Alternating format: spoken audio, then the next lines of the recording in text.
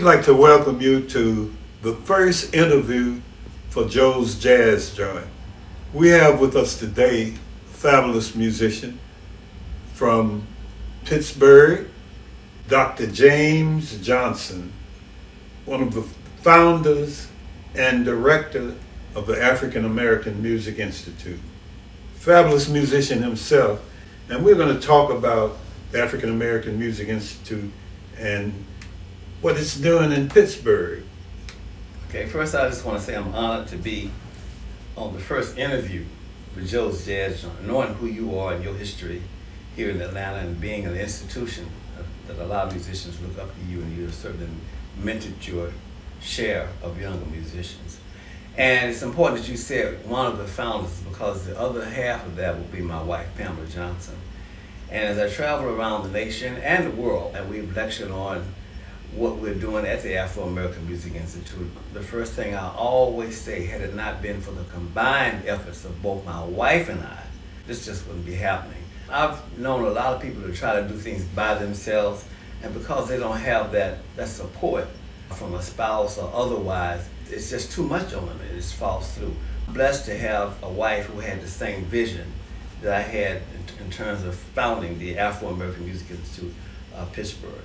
So what type of music and activities that you have going on at the African American Music Well, let me Institute? just first say this is based off of the concept of what we did in Shreveport with Dr. Ernest Lampkins, the Lakeside School of Music. And what I like about that is that we spend our total time dealing with music, nothing else, basically jazz music. We don't have to worry about other subjects and this kind of thing. So my full-time job was helping to develop curriculum. So when I arrived in Pittsburgh, there was a Pittsburgher that came through and was surprised to know that I had not started the idea. I said, well, I've been really busy. So after I had a conversation with him, we set out, to create what we call the Afro-American Music. At first it was called the Afro-American Music Training Program. And one of my professors at the University of Pittsburgh, where I was getting my PhD degree, said, well, if you just say training program, that's going to limit you in terms of what you can do.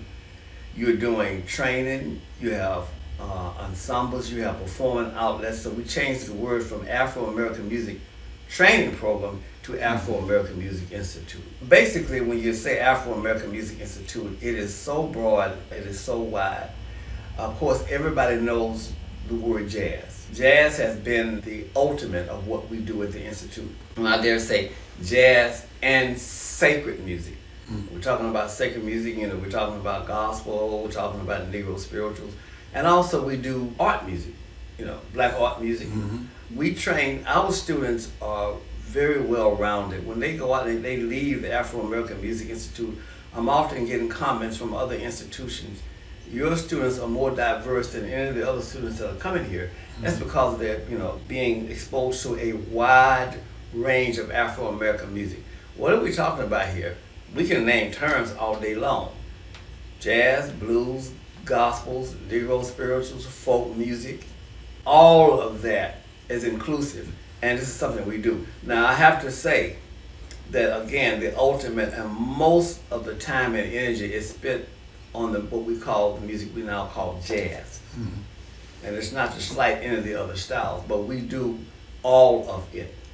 So that's basically what we do at the Institute. And speaking of jazz, they have some great jazz musicians, great innovators to grow up and leave Pittsburgh to become my fabulous. goodness. I need a list in front of me, because if I start naming people, you think of Earl Ghana, I'm just sort of piano players. Ahmad Jamal, Earl, Father Hines, Dodo Momoroso. Art Blakey. Well, that's drums. I ain't even got to I'm still on piano. Mary Lou Williams, although she was born here in Atlanta, she claimed Pittsburgh as her home, and I knew her sisters. In fact, I played for her sister's funeral. But they always say, they called her the little piano girl from East Liberty, which is the section of piano players.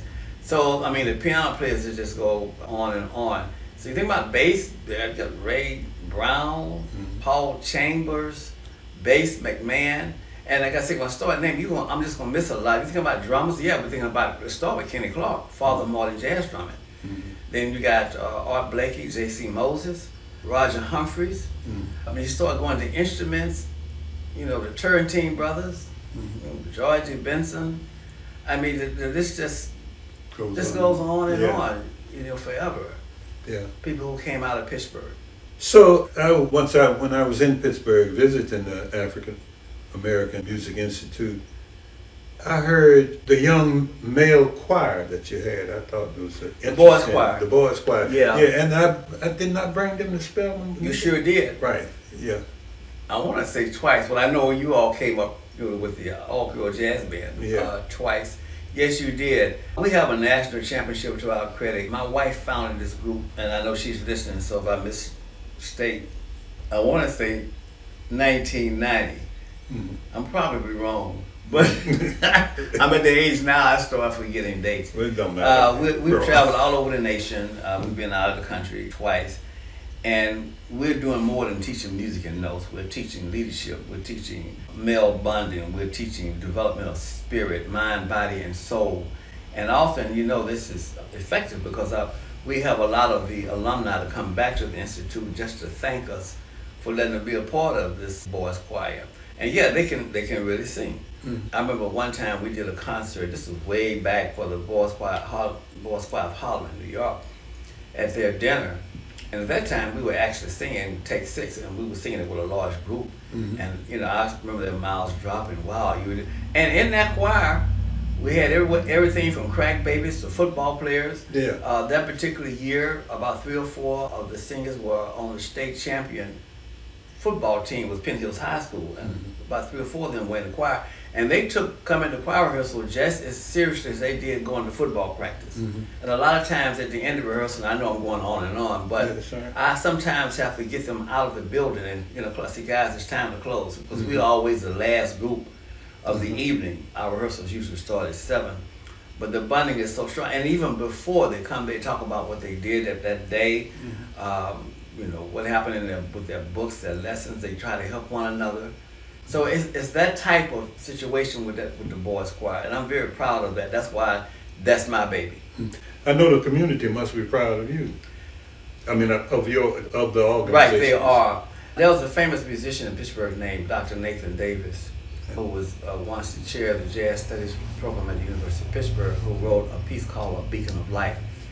And he was talking about the Institute in Homewood and how people look to us as being a beacon of light. And that piece was performed in England, Russia, and some other places I'm probably not aware of. But yeah, I would like to say, I'm always asking the question. We've been here 40 years, and today is December 2023. No, 22. Yeah, 22. Well, it will be 23 in 3 days. I always say 7,022 because we're off by 5,000 years. If we were not here, who would miss us? If we were not existing in Pittsburgh, in the black community, who would miss us? That question has often come up, and a lot of people will say they dread to think of what it would be like if we were not there. And we have been producing young leaders. They've gone across the world, not just the nation, in the various genres of African American music. Yeah, it amazes me every time I come there. And I've been there, about 3 or 4? Yeah, several times. Several times, yeah. It amazes me the structure that you all have developed there, and you're still getting funds to expand on it. I mean, it's a what would you call it? A self-service entity. You can do anything you want to do, from concerts, and I think you're building a new auditorium. Yeah, $2 million facility. I was once told, Kwabena Nkatia, some of the world's foremost authority on African music, used to work there for me, had the African choir there, and we have several groups. And he always would tell me that as long as you're developing curriculum and ideas, you're gonna always have problems. That's a lifelong process. You're gonna have a problem. Well, I thought this would work. So we are forever changing. So what I tried to do was develop a systematized curriculum level 1, level 2 in this, in gospel and jazz and keyboard harmony and so forth, ear training and some of the standard stuff. But I also realized that you have to have the flexibility to have the lab idea. This is my idea, to have the lab. So if you are not working well in that chronological system, maybe you work better in a lab setting where you have hands-on things that are happening right then and there. That may be, so we try to develop all of that because everybody does not receive information the same way. A lot of people receive information differently. I agree. Yeah. I do the same thing with private students. I look at this. They teach me first. Well, yeah, that's the other thing. There's a lot of sharing. I'll have a student, which I think you heard a couple of them today on piano. They'll say something that laid me out that I never thought of. I'm like, whoa, that's great. I'm 73 years old. I mean, and I'm still learning from students. In the African tradition, we say each one teach one. Right. And a great piano player named Herbie Hancock once suggested to me, and we were talking about his work with Oscar Peterson on the solo piano. And he came over to the club where I was, and he was telling me just a little bit, I hope I don't put his business in the street. He was just a little uncomfortable being with a solo piano master like that. And I looked at him, I said, you want more poles than anybody I know, And he said something to me, I'm kind of curious. He said, when I stop learning, it means one thing, I'm dead. Which means that learning is a lifelong process on this plane. Yeah. And what happens after that, this is another level. The concerts and things, how do you arrange those as far as the community? Because most of your stuff is done in Pittsburgh, is done in your space, right? Right. And this is why we have to develop a larger facility. Let's start off with the basic thing that we do, and that's teaching. We try to have 3 recitals a year for everyone, both children and adults. We had, there's a coach in Pittsburgh named Coach Tomlin, whose daughter was 4 years old. We let her in because she was so smart and focused. We don't normally let them in until they were 6. About 3 years ago, we had 3 ladies, all in their 90s. Miss Favor was 90 years old, Miss Smith was 96, and there was someone there 92. All 3 of them died, none of COVID, just natural causes. And they were playing up until their death. So we have them there, all ages. We just don't say children, we just don't say adults. And also, there are a lot of races there. We have Asian, Europeans, of course African Americans dominate all religions, Christians, Muslims, Buddhists.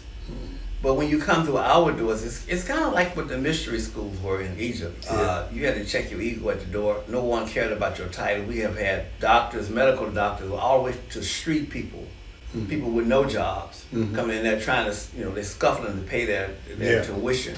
And then other people who are professional, we become all one family. That's what the power of the music does when you come to the Afro-American Music Institute. And I think that's what makes us unique as opposed to a lot of institutions that I've been in, and I've been asked to critique some, where it's so stiff and rigid, you don't have that room for spiritual growth. And you and I, over the years, we've talked about the importance of spirit in music, which in many cases is really missing. Yeah. Well, I'm going to throw another one at you. I don't know whether you're ready for this one. I got my glove on.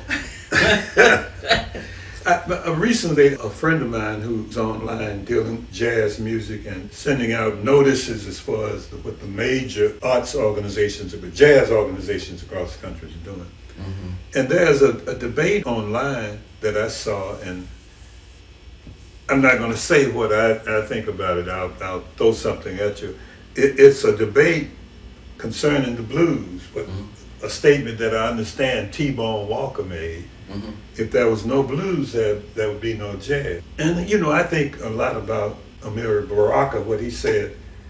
When I'm thinking about that, there are most of the people on this, it seems to be almost against the idea of jazz evolving out of the blues. And I'd like to know what you think about it. Okay, so now we're about to get real deep, because from my perspective, a lot of the terms that are used in the African American community were created by other people to help, to describe what we do. I feel the same. And my first experience at the blues, the word blues, was the 12-bar form. It was popular by W.C. Handy and so forth like that. What I began to study more and more because the blues had a deeper meaning. Before W.C. Handy, there were as many ways to play the blues as there were people doing it. But the thing that really struck me, there was an article written by Angela Davis talking about the meaning of blues in Africa. So we're going to talk about where it comes from, but you think about the lyrics, the times and the hardships, that really goes back to Africa. And she was pointing out people who were having issues, in the motherland. I said, well, it's the same thing. Because when they brought it over here, some people called it blue music because it was supposed to make you feel sad. Now it all depends on that's what I was going to ask you about, because that term blues didn't come from Africa. Right. So, but a lot of other terms didn't, Yeah, and it was imposed on it here like jazz. Right. This is what I'm saying. A lot of the tune, just the definition of the word jazz. Jackass music. Right. Go get sexual intercourse. I hope this is an adult audience right now. Jazz Bo Brown, the musician. I mean, there's always a lot of theories, and if you talk to a lot of the great musicians, and you ask them the same question, you're gonna get a lot of different answers. That's right. And to me, that's just human nature, and it's based on their individual experiences. But when we come into the academia, so we got to have something to go by, so we use these terms. Yeah, right. And that's a long time before my dad allowed me to play jazz, because I was a minister's son, and we had some issues about me having a band playing jazz because he was a preacher. That was the devil's music. They're going to cause your daughters to sin and, do sexual. This all started in the white community. I mean, we just did music to survive. Yeah. What made us feel good, and we didn't have to put. Kenny Clark, who's the father of modern jazz drumming, and once told me, and he lived with me for a while back in 1979, I think it was. Back in the old days, it said the signs used to say, "Colored band appearing tonight." The word jazz is not there. There were no names up there, and the place would be packed. Yeah. Because they say colored band, or we don't like the term, colored band appearing tonight.